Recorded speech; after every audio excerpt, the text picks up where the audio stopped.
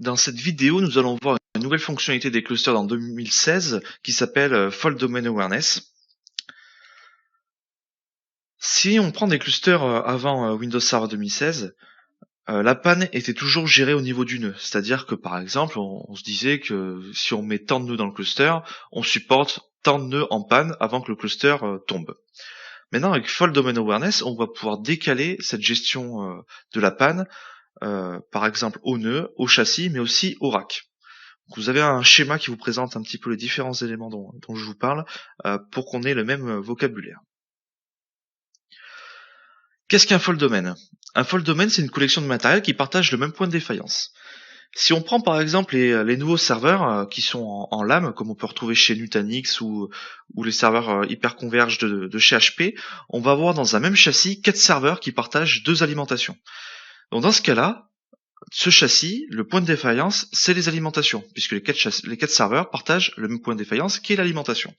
Donc on va pouvoir définir un fault domain au niveau des châssis. Cette définition se fait au niveau du cluster et on va pouvoir définir 4 types, des sites, des racks, des châssis et des nœuds. Les nœuds vont pouvoir appartenir à des châssis vont pouvoir appartenir à des racks et les racks vont pouvoir appartenir à des sites. Chaque type correspond à un fault domain. Donc un nœud peut être un fault domain, c'est la configuration par défaut quand vous déployez un cluster, le nœud et le fault domain. Vous pouvez très bien après créer des châssis, créer des racks, et créer des sites et faire l'appartenance.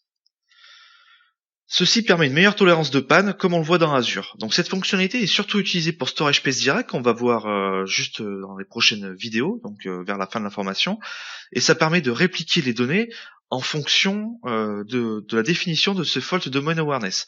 Donc maintenant au lieu de parler de tolérance de panne au niveau des nœuds, on va parler de tolérance de panne au niveau des fault domains. On va accepter par exemple la perte de 2 fault domains. Si on fait des fault domains au niveau des racks, ça veut dire qu'on va tolérer la panne de 2 racks, jusqu'à 2 racks.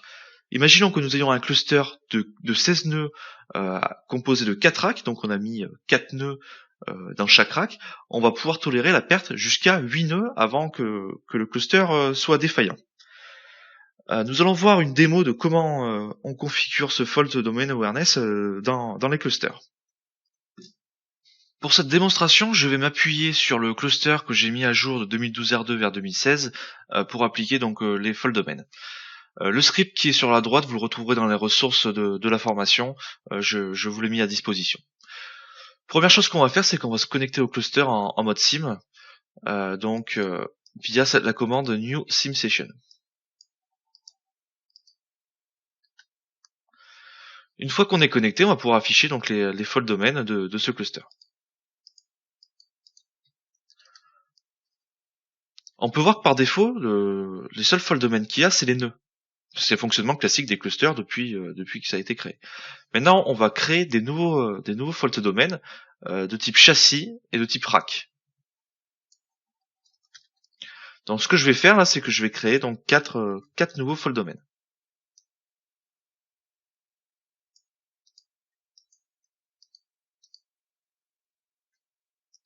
Donc si je raffiche les fault domains comme tout à l'heure, on va en avoir d'autres. Pour le moment, personne n'appartient à personne, c'est juste des fault domains qui sont créés comme ça. On peut voir qu'il n'y a pas de parents. Donc ce qu'on va faire maintenant, c'est qu'on va dire que le châssis 01 appartient au rack 01 et que le châssis 02 appartient au rack 02. Et pareil pour les nœuds, le nœud numéro 1 appartient au châssis numéro 1 et que le nœud numéro 2 appartient au châssis numéro 2.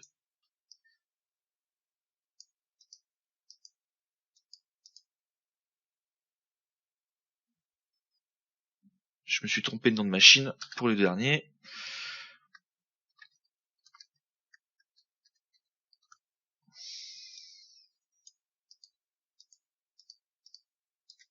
Voilà.